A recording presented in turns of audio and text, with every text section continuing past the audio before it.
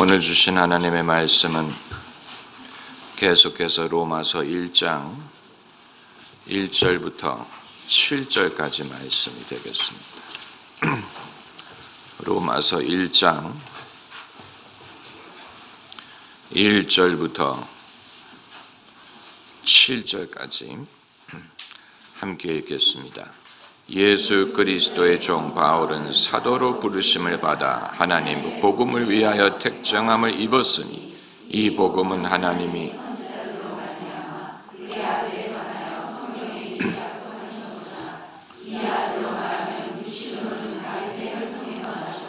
성결의 영으로는 죽은 자 가운데서 부활하여 능력으로 하나님의 아들로 인정되셨으니 곧 우리 주 예수 그리스도시니라. 그로 말미암아 우리가 은혜와 사도의 직분을 받아 그 이름을 위하여 모든 이방인 중에 믿어 순종케 하나니 너희도 그들 중에 있어 예수 그리스도의 것으로 부르심을 입은 자니라.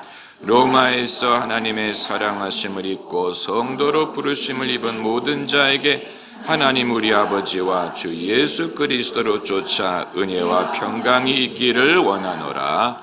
아멘.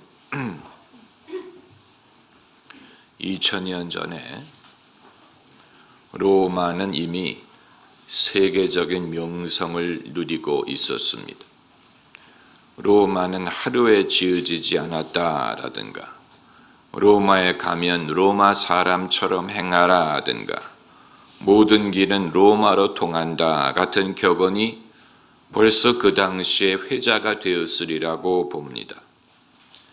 기독교 신앙에 있어서도 로마는 이미 그 시기에 두각을 나타내고 있었습니다. 바울이 여러 서신을 썼지만 그 중에서 제일 정성 들여서 가장 길게 쓴 서신이 로마 교회에 쓴 편지였습니다.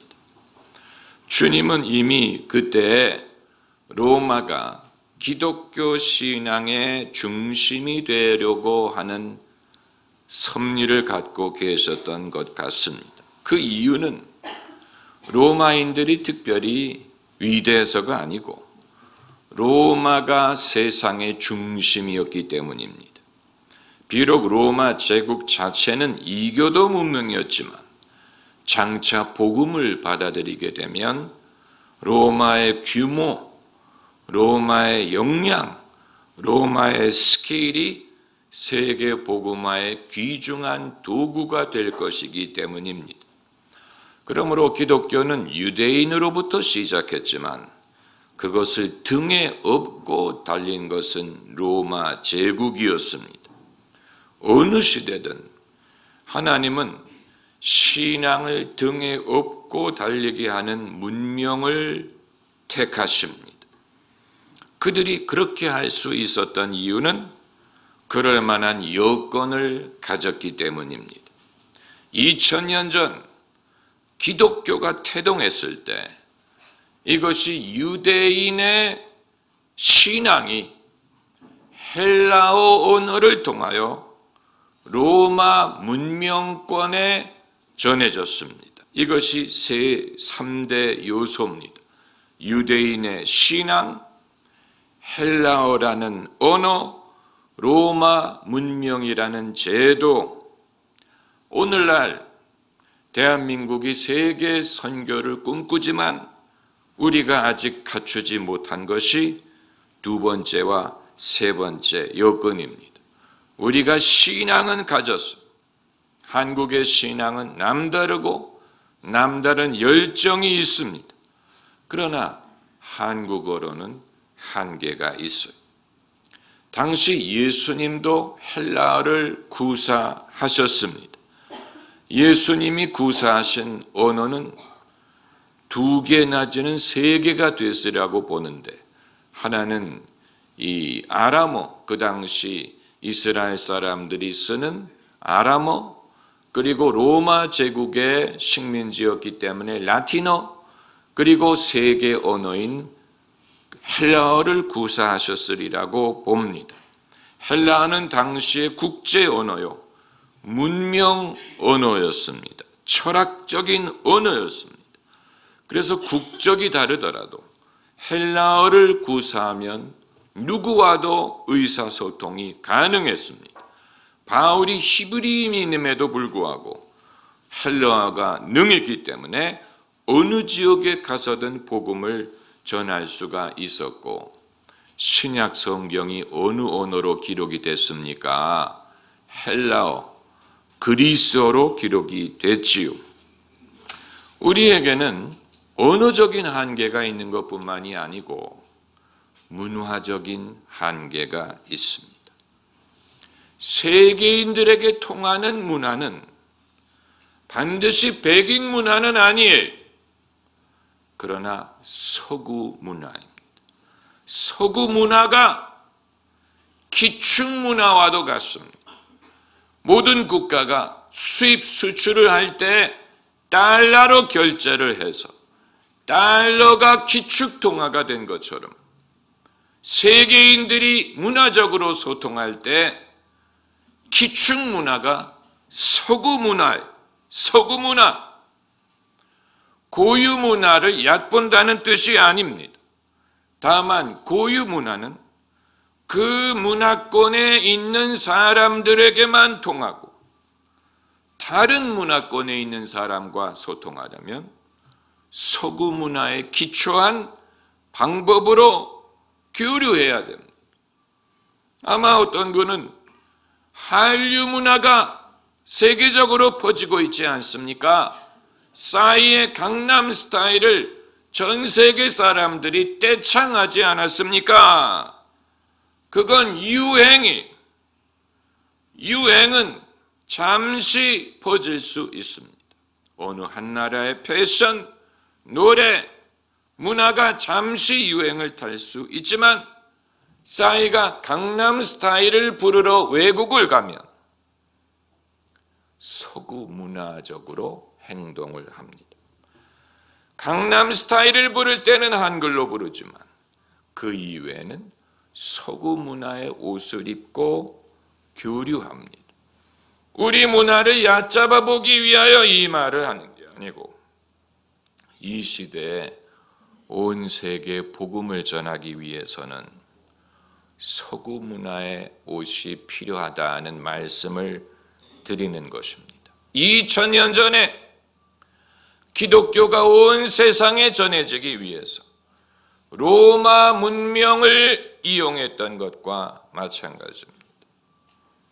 오늘날 대한민국의 기독교 신앙이 얼마나 타문화권에 전해질 준비가 되었는지를 가늠할 수 있는 방법 중에 하나가 대한민국에서 인기를 얻는 설교를 번역을 해서 외국인들에게 들려주면 됩니다.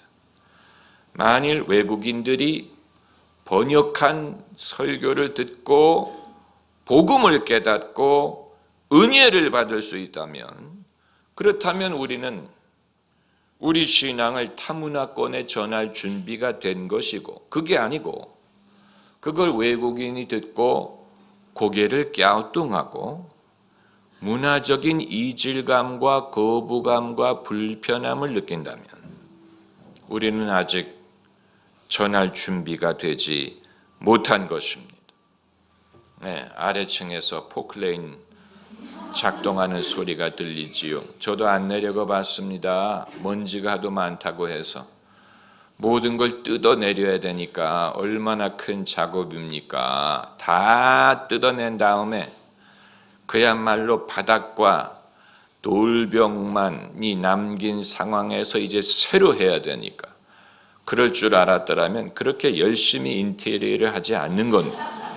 그냥 맨 벽과 천장을 남겨두고 맨 콘크리트 바닥 위에서 예배를 드렸더라면 별로 작업이 필요 없었을 텐데, 성도들의 편의를 위하여 많은 돈을 들여가지고 방음제라든가 무슨 이런 것을 다 하긴 했는데 이제 새로 그것을 뜯고 새로 만들려고 하니까 그만큼 작업이 많은 것이지요. 기대하시라. 기대하셔야 됩니다. 과연 3개월 후에 어떤 모양으로 예배당이 새 선을 보일지. 몇 년 전 기독교 TV에서 방송하는 어느 국내 목사님의 설교를 들었는데 그분이 설교 중에 이런 예화를 하는 것입니다. 아프리카 사람은 옷이 필요 없다. 따뜻하기 때문에. 먹을 것도 염려할 필요 없다. 나무에서 바나나를 따 먹으면 되기 때문에. 이건 무식의 극치. 한국 사람끼리 얘기할 때는 이것을 유머로 받아들일지 모르지만 만일 이것을 번역해서 외국 사람에게 들려준다면 시험 될 것입니다. 아프리카를 도대체 뭘로 보고 미개인으로 보느냐? 아프리카인이 왜 옷이 필요 없다고 하느냐? 아프리카가 여러분 바나나 나무가 아무데나 있는 게 아니에요.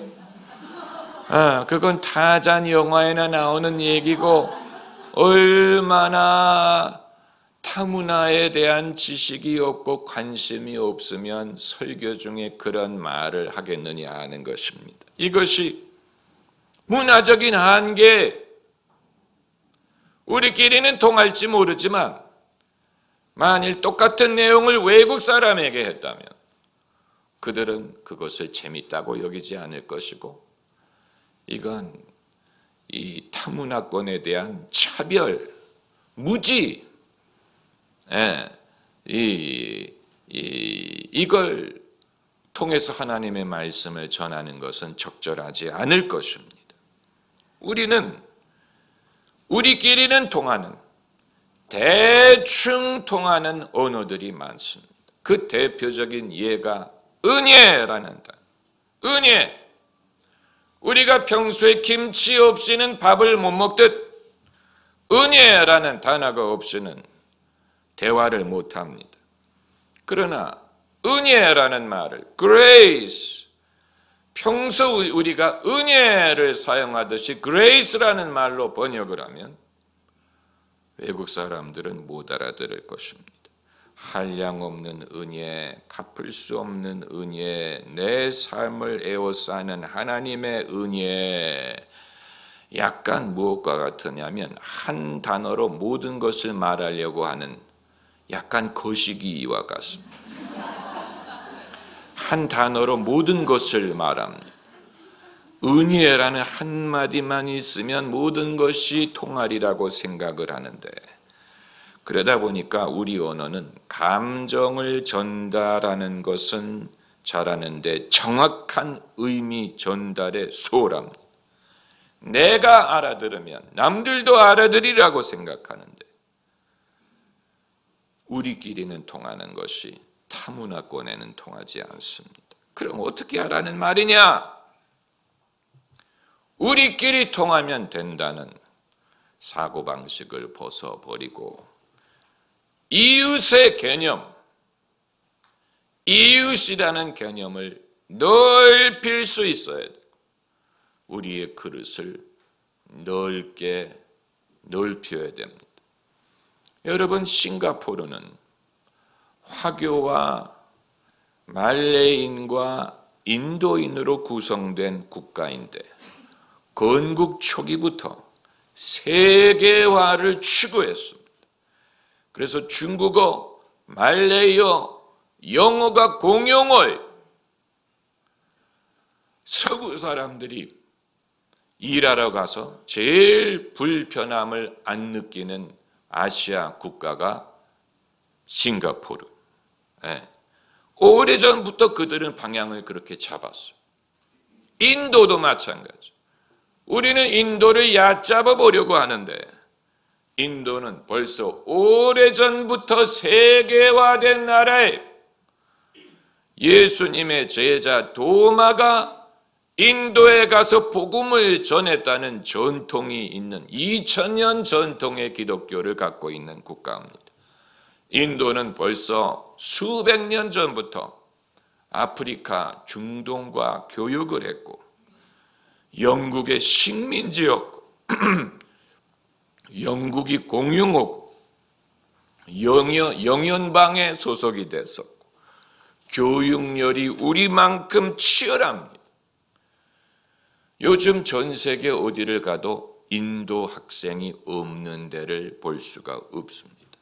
그것이 인도인의 엄청난 자산이, 우리가 지금은 인도를 얕볼지 모르지만 인도는 얕볼 수 있는 나라가 아니고 우리보다 훨씬 앞서가는 나라예요. 여러 가지 면에서. 미국의 대기업 최고 경영자 중에 아직 한국 사람이 있다는 말은 못 들어봤는데 인도 사람들은 있습니다. 펩시콜라의 인드라 누이 같은 인물은 인도에서 태어난 여성인데 미국에서 공부하고 미국 대기업의 CEO가 될 수 있었지. 사도 바울의 위대함은 세계 중심인 로마 교회를 대상으로 이와 같은 서신을 쓸 수 있었다는 데 있습니다. 얼마나 자랑스럽고 떳떳하고 담대합니까? 베드로도 이런 일을 하지 못했어요. 베드로가 이방인들을 대상으로 편지 썼다는 말 들어보지 못했고, 로마, 세계 중심의 로마에 있는 교회의 사도로서 편지를 쓴 사람은 사도 바울 한 사람뿐입니다. 세계 중심인 로마의 예수 믿는 사람들에게 예수님의 복음이 무엇인가를 가르칠 수 있었던 사도 바울뿐이. 세계 중심은 로마였지만 사도 바울은 로마 교회를 호령한 것과 마찬가지입니다. 그들이 존경하고 따르고 신뢰할 수 있는 영적인 리더십을 제공했습니다. 무엇이 이것을 가능하게 했을까? 당연히 하나님의 은혜가 있었기 때문에 가능한 것이지만 바울은 이 일을 위하여 준비된 사람이었어요. 당시 거의 유일한 인물이었을 것이라고 봅니다. 이런 일을 할 수 있는 거의 유일한 인물이 바울이었어요. 바울은 비전의 사람이에요. 비전, 이방인, 유럽인에게 복음을 전하리라는 비전을 가진 인물이었고, 무에서 유를 창조하는 믿음의 능력을 가진 사람이었습니다.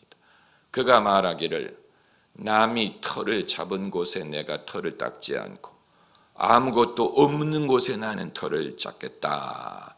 그 말은 남들이 복음 전한 곳에 가서 교회를 하는 것이 아니고 복음이 전달된 적이 없는 곳에 가서 선구자가 되겠다라는 말. 선구자라는 말은 남이 생각하지 못한 것을 생각하고 남이 해보지 못한 것을 하는 사람을 일컫는 것입니다. 그렇기 때문에 정치적으로나 경제적으로나 문화적으로는 로마가 패권을 쥐었지만 그런 로마의 신앙적인 리더 역할을 한 사람이 사도 바울이. 만일 오늘날도 주 예수님을 섬기는 일이 이와 같은 역량과 이와 같은 비전과 이와 같은 스케일을 수반할 수 있다면